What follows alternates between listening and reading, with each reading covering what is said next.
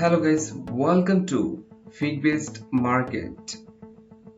How to upload invitation card on Fig-Based Market. So guys, Fig-Based Market কিভাবে আপনারা invitation card upload করবেন সেই প্রসেসটি আজকের ভিডিওতে আমি আপনাদের সাথে শেয়ার করব। তাহলে চলুন আমরা দেখে ফেলি কিভাবে আপনারা আপলোড করবেন।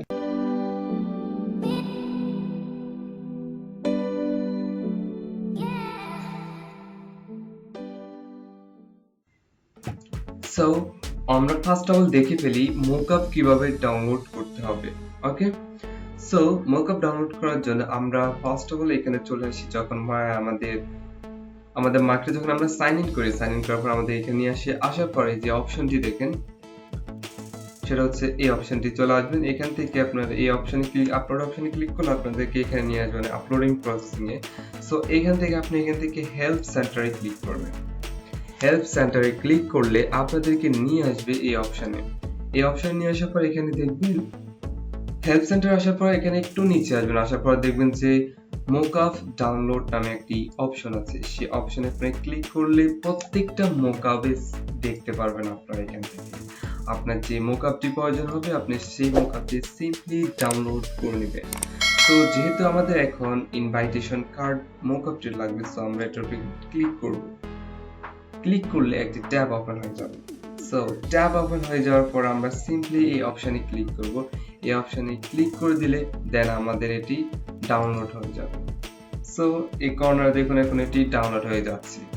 ওকে, এখন আপনার একটি কোশ্চেন থাকতেই পারে যে আমরা মকআপ নিচ্ছি এন্ড আমরা সাইজ কিভাবে নিব বা কত বাই কত সাইজ নিব আমরা ইনভাইটেশন কার্ডে। ওকে গাইস, সো সেটার জন্য আমি এখন এটা ইনভাইটেশন কার্ডের সাইজটি আমি আপনাদেরকে বলে দিচ্ছি। ইনভাইটেশন কার্ডের সাইজ 1748 বাই 2480, 1748 বাই 2480।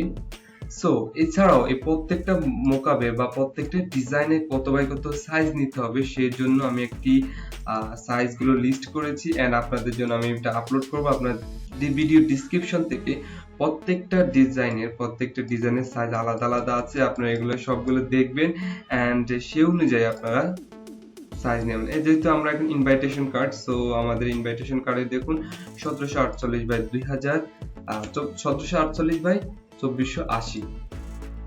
ওকে, এটা হচ্ছে আমাদের ইনভাইটেশন কার্ডের সাইজ। এভাবে প্রত্যেকটা ডিজাইনের সাইজ এখানে আমি দিয়ে দিয়েছি এন্ড এটা আমি ডেসক্রিপশনে দিয়ে দেব, আপনারা সেখান থেকে দেখে নেবেন। ওয়েল ডান, আশা করি আমাদের ডাউনলোড হয়ে গেছে।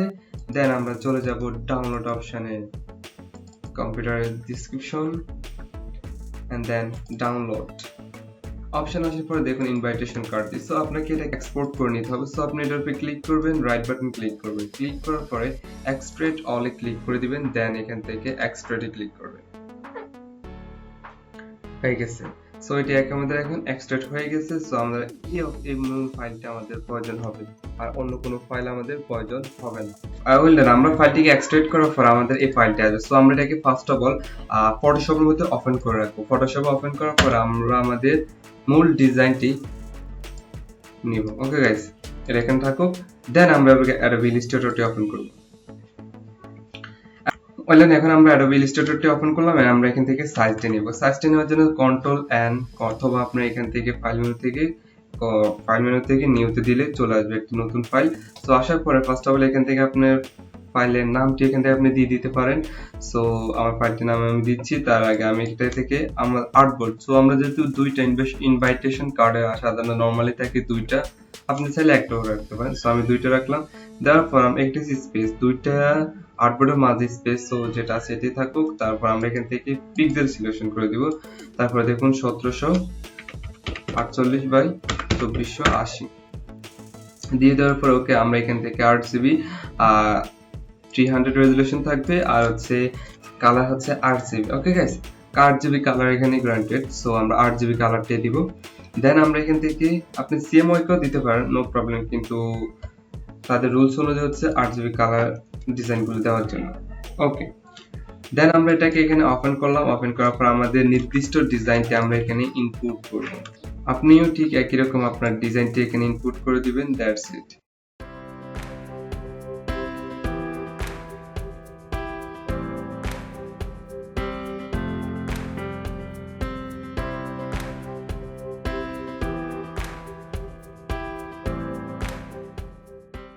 সো এটাকে সিলেকশন করব, দেন আমরা এটাকে আর্টবোর্ড দিয়ে দিলাম।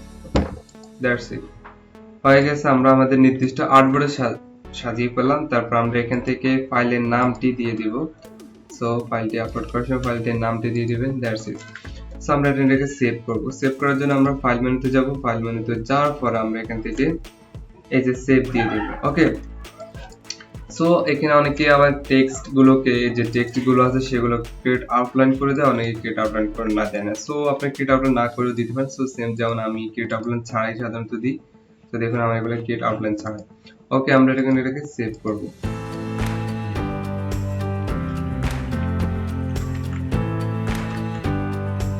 সেভ করব। এখন আমরা এটাকে কপি করব, দেন ফাইলের নাম দেব। আমি এটাকে ডেস্কটপে সেভ করছি। সো পিপেস্ট, এই তো পিপেস্টে, দেন সেভ। সেভ করার পরে আমরা এখান থেকে আপনি সিসি ভার্সনও দিতে পারেন অথবা CS6। নরমালি আমি সাধারণত CS6 টাই আপলোড দিই। সো আমি CS6 এখানে দিয়ে দিলাম, দেন ওকে, দেন আমরা এটাকে এবার ইজি করে নিব। সো এটাকে দুইটাকে আমরা এখন এক্সপোর্ট JPG। সো আমরা এখন এটাকে JPG করে নিচ্ছি। JPG করার পর আমরা এখান থেকে এক্সপোর্টে ক্লিক করলাম। 8GB আছে। কত রেজোলিউশন দেখুন গাইস, এখানে রেজোলিউশন থাকবে কত, 72।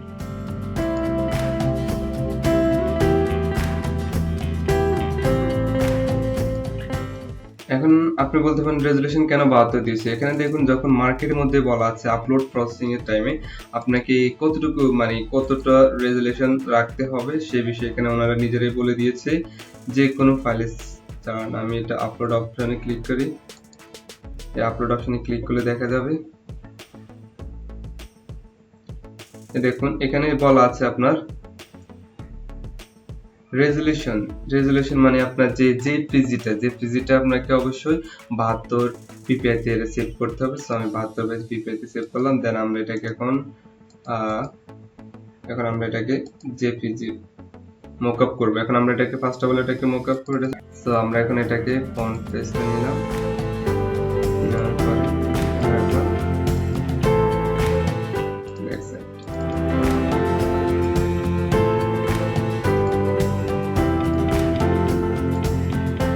আমি আমার ফন্ট সেট এখানে নিয়ে পেস্ট করে দিব, পেস্ট ফন্ট সাইট। আসলে এবার ড্র্যাগ করে ডাইরেক্ট টেনে আনি দিতে দেখুন গাইস, আমি কিন্তু এক্স্যাক্টলি সাইজটা নিয়েছি যার জন্য আমার দেওয়ার সাথে সাথে হয়ে গেছে। দেন আমরা এটাকে কন্ট্রোল টুকরো উঠে গেছে বেশি। ওকে, দেন আমরা এটাকে সেভ দিব কন্ট্রোল এইচ দিয়ে দেওয়ার পর ওকে, দেন আমাদের ফ্রন্ট সাইড গেলে ওকে ব্যাক সাইড। সো আপনি যদি এখান থেকে ওপেন করতে পারেন, এই ফাইল থেকে ওপেন, যারা নতুন তারা এভাবে ওপেন করেন, ফাইল থেকে ওপেনে যাওয়ার পরে আপনার নির্দিষ্ট ফাইলটি, সো আমার যেহেতু ডেস্কটপের পরে ফোল্ডারটি সিলেকশন, দেন ওপেন, দেন এক্স্যাক্টলি বসে যাবে, আমাকে আর মুভ করা লাগবে না। তারপর আমরা এটাকে ড্র্যাগ করে এখানে টেনে দিব, দ্যাটস ইট। আর এটাকে মিনিমাইজ, দেখছেন গাইস একটু ঝামেলা আর কি এভাবে আনলেন, তবে ড্র্যাগ করে আনলে কত ঝামেলার মধ্যে করা লাগে না। ছোট করে দিলাম,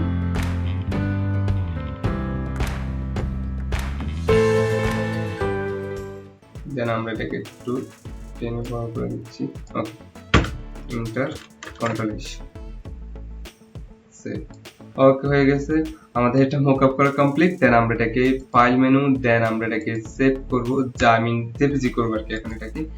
সো জেপিজি, এই যে জেপিজি, সো জেপিজি, তারপর এটাকে আমরা ডেস্কটপে ফাইলটি কই পেস্ট মার্কেট। ওকে, দেন আমরা এটাকে সেভ করলাম, সেভ হয়ে গেছে। তো গাইস এই যে আমাদের মূল হচ্ছে এই যেটা, আর হচ্ছে এটা। সো আমরা এখন এই জিনিসটাকে এইখানে নিয়ে যাব। ওকে, সো অলরেডি আমার ফাইল নামটি দেওয়া আছে, আমি এটাকে কপি করলাম, দেন আমরা এখানে দিয়ে দিলাম, হয়ে গেছে। দেন আমরা এটাকে জিপ ফরম্যাট করব, সেন্ড টু জিপ, হয়ে গেছে। এখন আর আমাদের এটার প্রয়োজনে আমরা জাস্ট এই দুইটাই প্রয়োজন হবে। ওকে, সো আমরা এখন মার্কেটে চলে যাচ্ছি, মার্কেট।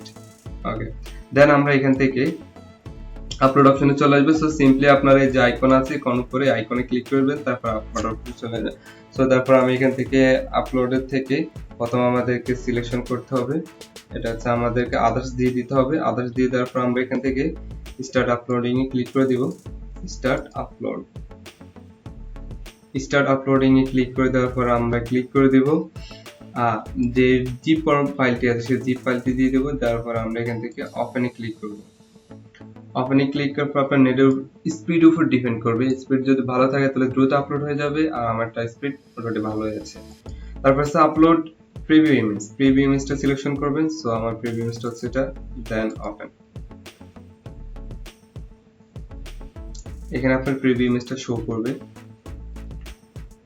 এই যে শো করেছে। দেন আপনারা চলে যাবেন এডিট ইনফরমেশনে যাওয়ার পর ফার্স্ট অফ অল এখান থেকে সিলেকশন করে দিবেন টেমপ্লেট, দেন সেকেন্ড এখান থেকে তাদেরকে আদার্স, তারপর আবার अगेन তাদেরকে আদার্স দিবেন। তারপরে যেহেতু আমি আমার এটা করেছিলাম 8GB মোডে, সো আমি এখান থেকে 8GB দিয়ে দিচ্ছি। রেজোলিউশন 300, দেন এটা হচ্ছে Adobe Illustrator CS6 ইউজ করেছি, ল্যাঙ্গুয়েজ ইংলিশ, আর টাইটেল আপনার ডিজাইন রিলেটেড আপনি টাইটেল দিয়ে দিবেন। এবার আসেন কিওয়ার্ড। সো আমি কিন্তু কিওয়ার্ড গুলো একটু কপি করে রেখেছি, জাস্ট আমি এগুলো এখানে পেস্ট করে দিব, একটু আগে দিক করে নিলে ভালো।